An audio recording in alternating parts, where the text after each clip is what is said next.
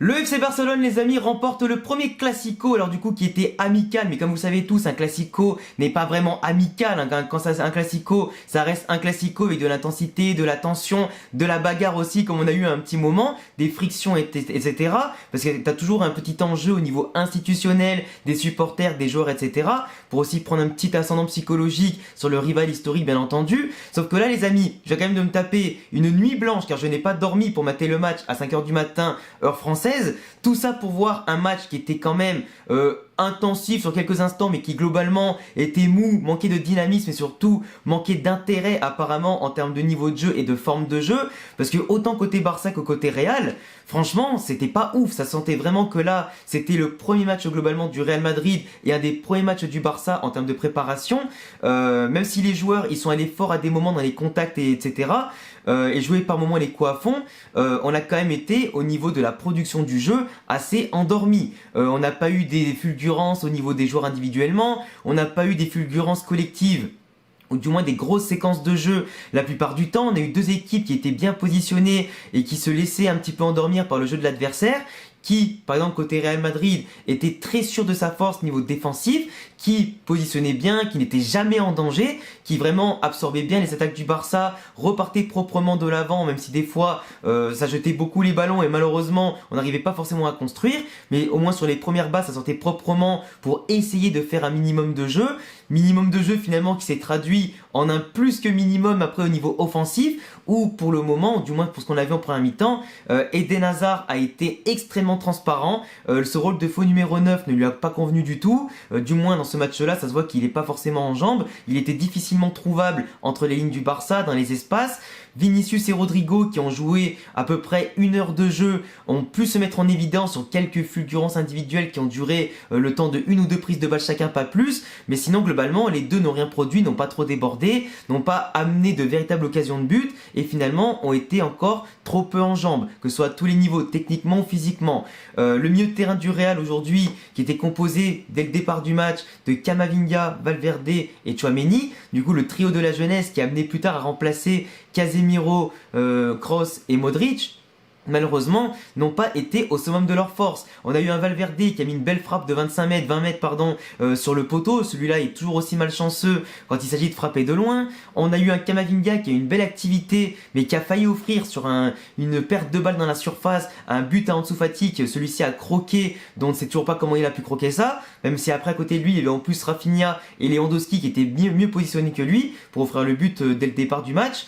Il y a eu par contre Tchouaméni malheureusement qui était totalement passé à travers. Il a eu quelques belles petites récupérations de balles, quelques petites phases de jeu avec Valverde et Camavinga pour combiner, mais globalement au niveau du positionnement, des récupérations et de la construction, il a été assez vite éteint. On l'a pas trop vu en tout cas pendant qu'il a joué en première mi-temps. C'est quand même un petit peu dommage, mais je pense que ça va venir, le temps de se mettre en jambes, de prendre les automatismes avec les coéquipiers, ça viendra. Par contre, j'ai été extrêmement surpris aujourd'hui de l'impact de Rudiger qui s'est vraiment, mais aujourd'hui, donné pendant 45 minutes. Le mec était un leader en termes de physique, etc. dans les duels. Il se projetait énormément sur le côté gauche, encore plus que David Alaba qui était positionné à gauche.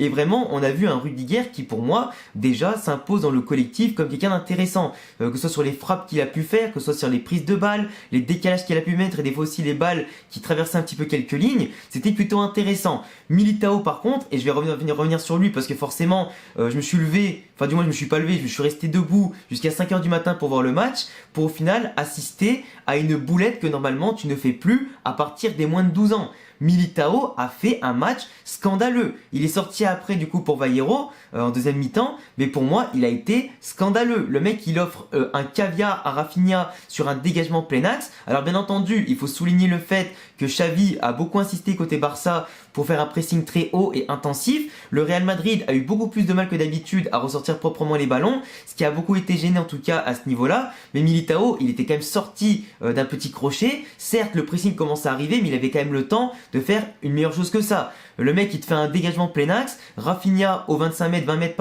il trouve le moyen de mettre une frappe magnifique après un petit contrôle sympa pour se mettre en évidence devant la cage. Il trouve la lucarne de Courtois, qui celui-ci n'a rien pu faire, même si après, pendant tout le match, il a pas arrêté de faire des beaux arrêts sur les duels et les 1 contre 1. Mais globalement, là, le but du Barça a été amené par une énorme boulette de Militao, parce que comme je le répète, on n'était pas du tout en danger. Le Real était vraiment sûr de sa force défensivement, on couplait bien les lignes de passe, on était dans les duels, on était sur tous les ballons, les 1 contre 1 entre Rudiger ou Alaba contre Rafinha ou l'autre côté, bon Vasquez, Ansu Fati ou des fois Militao qui venait couper, bah ça passait bien. Lewandowski il était bien muselé, il touchait pas forcément beaucoup de ballons, il faisait pas beaucoup de décalage ou de différence, donc finalement on était plutôt pas mal. Même Pedri, Gavi et Busquets côté Barça, même si globalement le Barça a eu la domination du ballon, bah leur possession était stérile, était prévisible. Du coup le Real n'était pas forcément au mieux dans la construction offensive, mais défensivement et même sur les comptes, on était plutôt intéressant. Les peu de phases de jeu qu'on a eu offensivement, on mettait en danger le Barça sur des décalages, des petites 1-2, etc. C'était plutôt pas mal. Mais par contre, on l'a pas fait sur la durée, et ça m'embêtait beaucoup. Quant à la mi-temps, Ancelotti et Xavi ont fait sortir pas mal de leur effectif pour changer un petit peu tout ça, puis après ça a continué les changements tout au long de la deuxième. On a quand même vu un Real Madrid beaucoup mieux dans l'intention de la possession et bien sûr des phases offensives. Par contre, Asensio qui me rate au 6 mètres l'égalisation, non merci. Après Kessié a eu une occasion aussi côté Barcelone de marquer en étant tout seul plein axe sur une belle phase de jeu offensive, mais globalement c'était une frappe très molle sur Courtois qui n'a pas eu de mal à l'arrêter. Là pour le coup Ter Stegen avec Asensio était battu sur la frappe croisée, même si c'est du droit, il doit la mettre au fond. C'est pas normal à ce niveau de rater ça, tu vois. Surtout qu'en plus Asensio a envie de rester au Real Madrid pour s'imposer, et là du coup ça commence mal. Il aurait pu être le petit sauveur de la deuxième mi-temps, ou au moins pour limiter la casse avec un 1-1, malheureusement c'est pas le cas. Mais quand tu vois qu'après Ancelotti, bon du coup il a fait tourner, forcément t'as un effectif, il faut faire rentrer les joueurs. Quand tu te retrouves avec une attaque Ceballos, Mariano, Asensio, tu savais très bien qu'à partir de là, on n'allait pas gagner. C'était normal de faire sortir autant Vinicius que Rodrigo pour les faire souffler, éviter les blessures dès le premier match, tu vois, donner du rythme à tout le monde et de la confiance à tout le monde. Mais pour le coup, c'était pas ouf. Parce que Kroos, Casemiro, Modric sont rentrés avec des bonnes intentions, ont mis la main mise sur le ballon, en tout cas en deuxième mi-temps, et ont fait des sorties de balles intéressantes et des constructions aussi. Ils ont montré un peu que eux, encore aujourd'hui, c'est sur eux qu'il faut compter. Même si Camavinga, Valverde, en première mi-temps, ont fait une belle rentrée, belle titularisation, ils n'ont pas donné assez par rapport à ce qu'on peut attendre d'eux normalement en tant que la relève. Et Tchouaméni encore pire. Mais globalement, après, voilà, Ceballos, il a fait une très belle rentrée. Et pour moi, Ceballos aujourd'hui, dans ce qu'il peut apporter dans sa vision de jeu, les combinaisons, l'espace qu'il peut ouvrir, les lignes qu'il peut casser, pour moi, dans son intention de jeu et sa philosophie, Ceballos, il faut qu'on le garde. Par contre, Mariano, il faut vraiment qu'il dégage. Et moi, j'attendais qu'une chose, c'est qu'au pire, même si on perdait ou j'en sais rien, c'est qu'on voit Latassa, le jeune du Kestia, qui va monter souvent cette année, je pense, en équipe première pour faire la doublure de Benzema. Bah, Latassa, il a même pas joué. Et ça me dégoûte un peu. Sinon, niveau flop du match globalement, bah Hazard en première mi-temps, Tchouaméni, Militao globalement catastrophique, il offre le but de la victoire au Barça, et Vasquez qui a pas été bon. Il a été capitaine aujourd'hui, c'est symbolique pour lui en tant que joueur formé au club, mais globalement il a pas été bon. Odriozola a fait une belle rentrée, par contre lui je comprends pas. Le mec au bout d'un moment, il te fait 2 débordements, il rentre dans la surface, 2 fois il va revenir en retrait au lieu de jouer le 1 contre 1. T'es dans la surface frérot, t'as quasiment pas de solution. Tente jusqu'au bout le 1 contre 1. T'as plus que Dest ou Alba à effacer, ou Nouvel arrière gauche qui était sur l'instant.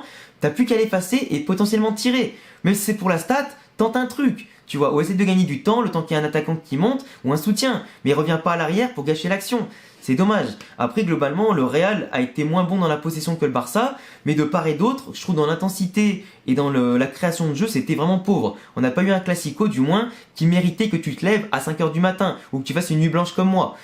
Pour moi, c'était pas ouf. Sinon, voilà, après les rentrées en jeu qu'on a eues, Mendy, ça a été intéressant, Alaba, c'était intéressant au début du match, Carvajal, ça se voit qu'il était pas là, ça se voit que Benzema aussi était pas là, que les deux auraient pu apporter beaucoup en termes de débordement pour faire monter le bloc ou simplement créer les actions offensives avec Benzema. Mais pour le coup, ouais, c'est quand même dommage. Mais après, c'est qu'une mise en bouche, c'est qu'un classico amical. Moi, ce qui m'a plus fait chier, c'est plus le fond du truc, globalement, et la forme après tout ça, parce qu'après le résultat, on s'en fout un petit peu, qu'on gagne, qu'on perde, donc on fasse un match nul. Mais pour moi, le classico, bon... En plus, c'est pas pour rien qu'Ancelotti s'est énervé à plusieurs reprises, parce qu'on n'arrive pas à créer du jeu. Même les contres, ils étaient pas précis. C'est un peu dommage. Des fois, on balançait des ballons devant, on perdait des ballons bêtement avec des remises plein axe ou des faux contrôles, ou des fois on jouait à l'envers. C'est quand même un peu dommage, mais pour le coup, je pense qu'il faudra attendre quelques matchs de préparation, qu'on ait le physique, etc. Mais il faut pas oublier que nous, dans 2 semaines, on joue la Super Coupe d'Europe contre Francfort. Francfort qui s'entraîne et qui joue déjà depuis pas mal de temps avant nous. Nous, on n'a plus qu'un match contre América, le club américain du Mexique, pardon, et puis un match contre la Juventus pour se préparer à ça. Du coup, il faut que les joueurs soient en jambes, que la concurrence s'installe, que le rythme et automatisme s'installent. Sinon, je pense qu'on va être compliqué pour la suite de la saison. Mais oubliez pas que c'est que le premier match. Il faisait chaud là-bas aussi. Les joueurs rentrent de vacances, etc. C'est pas ouf. tu vois. Tant qu'il n'y aura pas l'équipe type, tant que tu n'auras pas tout le monde qui sera là à 100%, faut pas s'inquiéter. Ça fait juste chier de perdre contre le rival historique, mais globalement voilà. Après, comme je disais, bravo au Barça d'avoir gagné ce match, bravo au Barça d'avoir peut-être mieux joué que nous dans la forme en tout cas du ballon, et d'avoir mieux géré le peu d'occasions qu'il y a eu dans ce match. Mais globalement, je trouve que ce match était un peu mou, et pas forcément dynamique comme on voulait. Mais bon, c'était le premier match de la saison, faut pas non plus s'inquiéter. Enfin bon les gars, je suis extrêmement fatigué, du coup cette vidéo va s'arrêter là. J'espère avoir été assez constructif dans mes propos, malgré la fatigue, etc. Fait d'avoir fait une nuit blanche et tout ça, et d'être à chaud bien sûr, pour faire le débrief, et le fait qu'il fasse super chaud chez mes parents, alors où je tourne en plus, c'est même pas dans mon décor. Du coup, je vous laisserai vous abonner, que vous soyez supporter du Barça, du Real, et bien entendu, de laisser un maximum de pouces bleus, et de rejoindre tous mes réseaux qui s'affichent ici et en description. Et bientôt les amis, pour prochaine vidéo, ciao.